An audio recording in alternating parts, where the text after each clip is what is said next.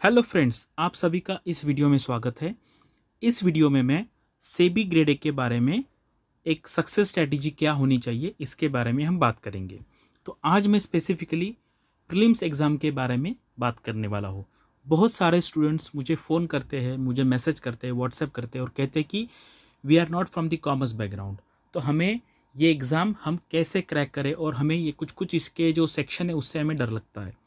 ये पूरा वीडियो आप देखिए, मैं आपका पूरा जो डर है इस एग्ज़ाम के बारे में वो पूरा निकाल दूंगा और एटलीस्ट आपको मैं ऐसी राह बता दूंगा कि जिससे आप प्रीलिम्स एग्ज़ाम डेफिनेटली क्लियर करेंगे। और प्रीलिम्स के बाद आपको पता है एग्ज़ाम होने वाला है 27 फरवरी को, और ये मैंने आपको एक महीने पहले ही बता दिया था ये एग्ज़ाम का डेट। इसीलिए आप अभी मेंस की चिंता मत कीजिए, सिर्फ ऐसा देखिए कि आप प्रीलिम्स एग्ज़ाम कैसे पास करेंगे। ठीक है, चलो हम देखते हैं क्या। और मैं आपको ये भी बताऊँगा कि लास्ट ईयर जो एग्ज़ाम हुआ था यानी कि 2018 में, उसमें 90% क्वेश्चन मेरे कोर्स से आए थे। ठीक है, मैं आपको विद प्रूफ यहाँ पे दिखा दूंगा। तो ये देखो, ये पोस्ट मैंने एग्ज़ाम के बाद डाला था।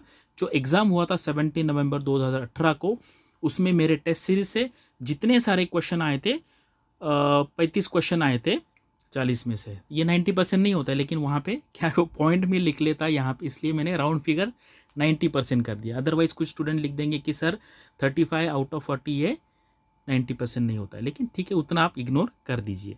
चलो हम आगे देखते हैं।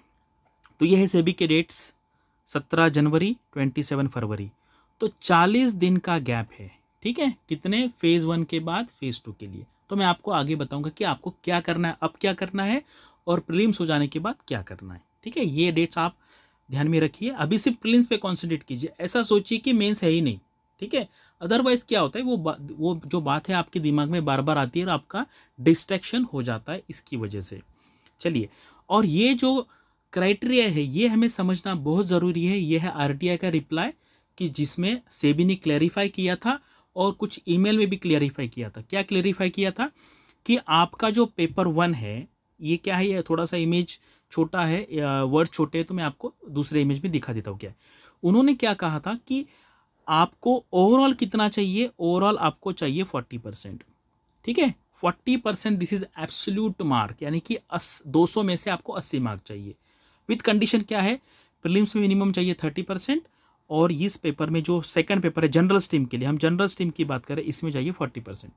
तो मेरा मानना है यहाँ पर 60 मार्क्स और यहाँ पे 60 मार्क्स लाना इतना मुश्किल नहीं है। लेकिन जो स्टूडेंट्स को 40% मार्क मिल जाएंगे वो सारे के सारे क्लियर हो जाएंगे, ये सेबी ने क्लियर किया हुआ। ये बात आपके दिमाग में रहना बहुत ज़रूरी है, अदरवाइज आपको ये जो अननेसेसरी टेंशन आएगा। कैसे टेंशन आएगा मैं बताता हूँ, क्योंकि मैंने अब तक इससे रिलेटेड कम से कम 500 लोगों से बात किया है और उनका कंसर्न क्या है मैं बता देता हूँ, तो आपको भी पता चलेगा कि आपका भी वही कंसर्न है और वो कंसर्न से आप अच्छी तरीके से पढ़ाई नहीं कर पा रहे हो। ठीक है, चलिए, ये तो उसके बारे में, ये जो मैंने एलिजिबिलिटी क्राइटेरिया बताया ना वो है। ठीक है, और ये मेंस है, मेंस के बारे में हम बाद में देखेंगे। चलो, अभी हमें क्या देखना है, ये है हमारा सिलेबस। जब आप देख लेते हैं कॉमर्स एंड अकाउंटेंसी, आपको बहुत डर लगता है, अरे यार मैंने तो कभी पढ़ा नहीं इसको। ठीक है, उसके बाद मैनेजमेंट, ये मैनेजमेंट ईजी है, ये आप मैनेज कर सकते हो, इसमें आउट ऑफ मार्क्स मिलते हैं, पूरे के पूरे मार्क्स। आरबीआई का फाइनेंस का पेपर के बारे में ऐसा ही है, लोगों को फाइनेंस एंड मैनेजमेंट सुन के बहुत डर लगता है, लेकिन लास्ट ईयर 90 के ऊपर बहुत सारे मार्क्स थे। एवरेज ही 80-85 एवरेज था last year RBI grade B में। ठीक है, लास्ट ईयर यानी कि मैं 18 की बात कर रहा हूँ, 19 के मार्क्स अभी आए नहीं है। तो वो क्या है, सारा का सारा ये दिमाग का खेल है। ठीक है, यहाँ पे आप पूरे के पूरे मार्क्स ला सकते हैं, 100% मार्क्स यहाँ पर आप ला सकते, मिलेंगे भी, और ज़्यादा डिफिकल्ट नहीं है। थियोरेटिकल पार्ट है, बहुत सारे स्टूडेंट इंजीनियरिंग किया, इतनी डिफिकल्ट चीज़ें आप अंडरस्टैंड कर पाते हो, तो ये तो कुछ भी बात नहीं है, सिर्फ पढ़ के याद रखना है। ठीक है, ज़्यादा मुश्किल भी नहीं है, कॉमन सेंस से भी आपको 80% तो मार्क ऐसे मिल जाएंगे विदाउट स्टडी। ठीक है, ये फाइनेंस है, ये फाइनेंस का portion similar same to same RBI जैसा है, बस कुछ टॉपिक इन्होंने यहाँ पे, जैसे रिस्क मैनेजमेंट है, कुछ टॉपिक यहाँ पे उन्होंने नहीं लिए। तो ये भी बहुत सारे स्टूडेंट जो आरबीआई का प्रिपेयर कर रहे हैं वो भी ये प्रिपेयर कर देंगे, इतना मुश्किल नहीं है, ये भी चीज़ आप कर सकते हो। ठीक है, उसके बाद कॉस्टिंग है। कॉस्टिंग में ये जो पोर्शन है ना, ये जो पोर्शन है कॉस्टिंग में, ये कॉस्टिंग में कुछ चीज़ें हैं यहाँ, यानी कि यहाँ से यहाँ तक दिस इज कम्प्लीटली थियोरटिकल है, इसमें कुछ समझने जैसा है नहीं। आप पढ़ेंगे जेआईटी क्या होता है, कैजन क्या है, 5 कैसी पढ़ने की बात है। ठीक है, ये दिमाग से निकाल दीजिए कि ये कॉस्टिंग बिस्टिंग है। यहाँ पे कुछ थोड़ा सा डिफिकल्ट हो सकता है, लेकिन पढ़ के हो जाएगा आपका। ठीक है, यह है कंपनीज एक्ट। अभी लगेगा यार कंपनीज एक्ट है, मैं कैसे करूँगा? अरे सिंपल बात है, वहाँ पे एक्ट दिया हुआ है, ये एक्ट के सामने क्या है, वो एक्ट के सामने क्या है, और वो कैसे करने का है वो भी मैं बताऊँगा।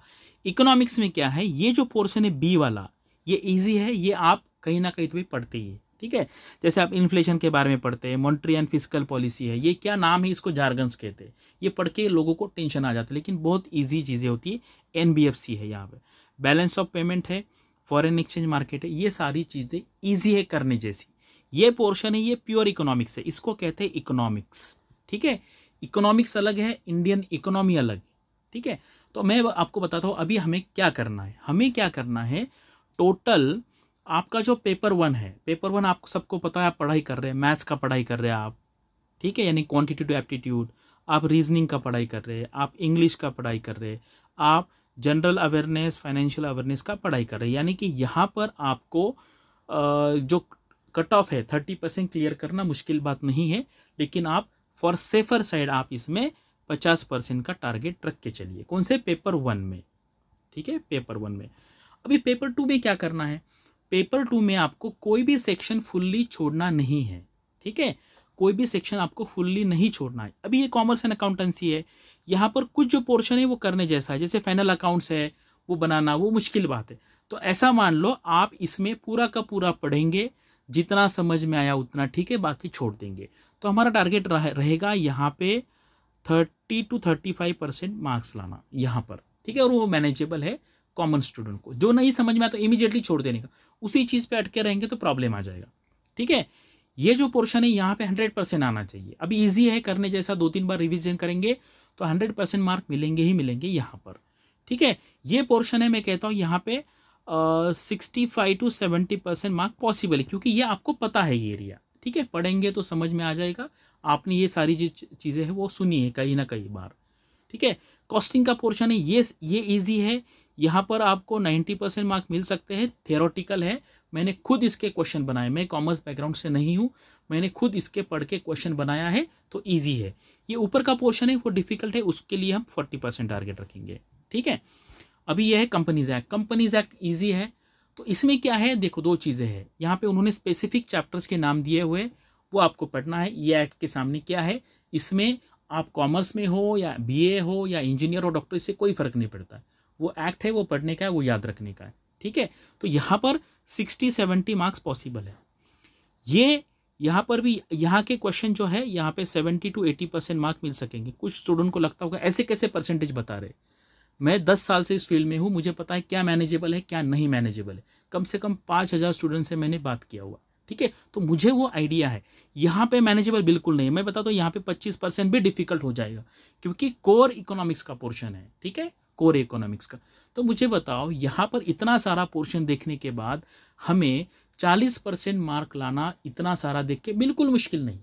तो मैं क्या कहता हूँ, जब आप पढ़ाई करेंगे आपको क्या करना है, जो समझ में आता है वो ठीक है, अदरवाइज बाकी छोड़ देने का। छोड़ देने का मतलब एक राइट साइड के बाजू में एक पेपर रखो, उसमें लिख लो। उस पर हमें मेहनत करनी है। कब मेहनत करनी है? प्रीलिम्स हो जाने के बाद, ठीक है। प्रीलिम्स हो जाने के बाद हमारे पास जो 40 दिन में, उसमें हमें क्या करना है, जो सेक्शन हमने यहाँ पे छोड़ दिए उसको बस रिवाइज करना है या उस पर एक्स्ट्रा मेहनत लेना है। लेकिन अगर उसके चक्कर में अभी टाइम वेस्ट करेंगे, अननेसेसरी टेंशन लेंगे, तो आपका प्रीलिम्स भी नहीं निकलेगा।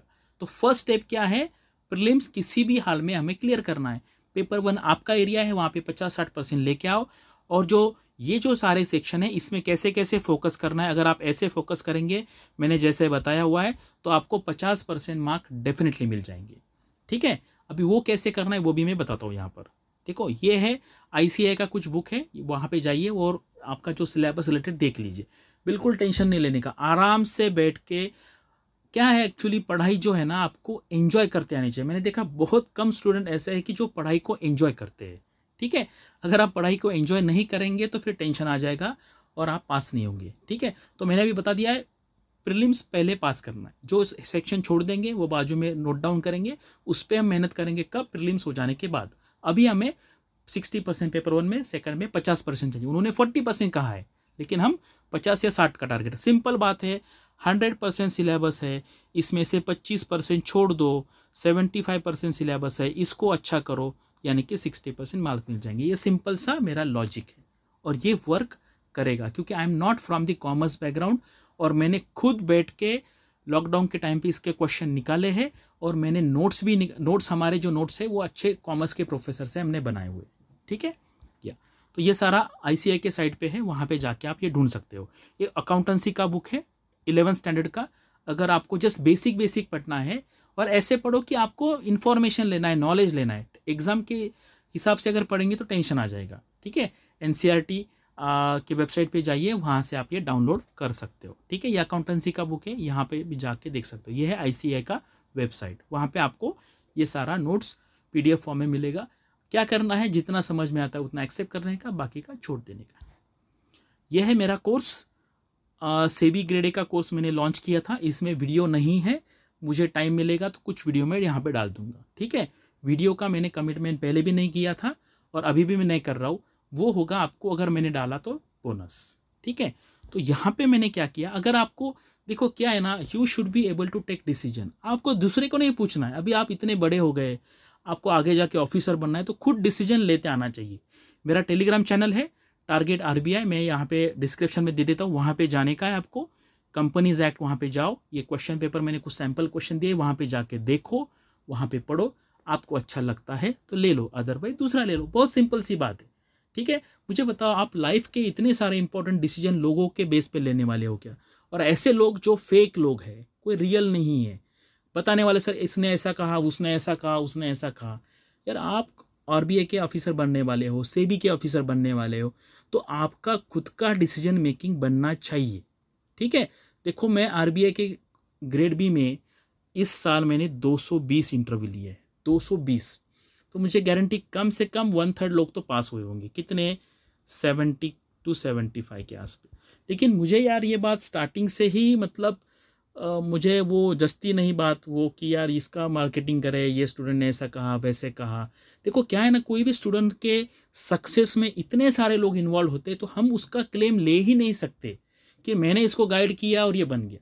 कोई भी स्टूडेंट का जो सक्सेस है ना 70 to 80% उसने अभी तक क्या किया है उस पर डिपेंड होता है। और बस थोड़ा बहुत किसी के मुझसे 2 मार्क का हेल्प हो गया, किसी से 5 मार्क का हेल्प हो गया, ऐसे होता है। तो ये बात मुझे मार्केटिंग के हिसाब से अच्छी नहीं लगती, इसलिए मैं वो नहीं बताऊँ। मुझे क्या बताना अच्छा लगता है कि यार मेरे कोर्स से क्या आया, दैट इज़ मोर इम्पॉर्टेंट। ठीक है, अदरवाइज स्टूडेंट्स तो कैसे भी करके मैनेज कर सकते हैं, लेकिन क्या है ना, ये आपको पता चलना चाहिए कि मार्केट में क्या चल रहा है, कैसे मार्केटिंग के गिमिक्स होते हैं, खुद आपको एसेस करता आना चाहिए। ठीक है, तो यहाँ पे टेलीग्राम चैनल पे जाइए, यहाँ पे देखिए कैसे क्वेश्चन है, अगर आपको लगता है यार अच्छे बनाए हुए हैं तो आप ले सकते हो। ठीक है, ये है कौन सा कॉमर्स का सेक्शन है, कॉमर्स एंड अकाउंटेंसी। यहाँ पे 20-25 क्वेश्चन है, वहाँ पे जाइए देखिए। और मैं क्या कहता हूँ, जो स्टूडेंट ने मेरा कोर्स लिया है, मैंने उसको एक बात बताई है कि मेरा 2 चीज़ें मैंने प्रोवाइड किया है। एक चीज़ मैंने प्रोवाइड की है MCQs, एवरी जितने सारे टॉपिक है उस पर मैंने MCQs प्रोवाइड किए। अगर अब उतने सारे MCQs आप 2 बार 3 बार 4 बार 5 बार पढ़ लेंगे ना, तो आपको 60% मार्क्स डेफिनेटली आएंगे। डेफिनेटली मतलब डेफिनेटली। और मैंने नोट्स भी प्रोवाइड किए, लेकिन नोट्स काफ़ी सारा बल्कि है नोट्स, और वो कॉमर्स के मैनेजमेंट के टॉप जो प्रोफेसर उन्होंने बनाए हुए। लेकिन अगर आपको टाइम है तो वो पढ़ लीजिए, अगर वो पढ़ेंगे आपको तो आपको 80% मार्क आ जाएगा। ठीक है, तो अभी क्या करना है, मैंने कहा है अभी क्या करो, बस ये जो टेस्ट है मैंने दिए हुए वो टेस्ट जाओ। और आपको क्या करना है, देखो आप कभी भी आप MCQ का ये जो डिफिकल्ट एग्जाम होती है उसका आप स्कोर मत चेक करा करो। क्या हो जाता है, अगर आपको 100 में से 30 मार्क आ जाएंगे तो आपका मॉरल डाउन हो जाएगा और आप एग्जाम ही नहीं देंगे। मैंने बहुत ऐसे केसेस देखे RBI अकेडमी में, लोग FM के न्यूमेरिकल से इतने डर गए कि उन्होंने एग्जाम ही नहीं दिया, और पिछले 2-3 साल से न्यूमेरिकल एग्जाम में आते ही नहीं है RBI के। यहाँ पे अभी आइडिया नहीं, क्योंकि ये नया पैटर्न आया है, तो हम इसको इग्नोर नहीं कर सकते। वो हम कब करेंगे, प्रीलिम्स के बाद करेंगे न्यूमेरिकल की प्रैक्टिस। अगर आप न्यूमेरिकल देखेंगे आज ना, मैं आपको गारंटी देता हूँ कि आप छोड़ देंगे RBI का, सेबी का प्रिपरेशन करना, तो बिल्कुल नहीं करना है।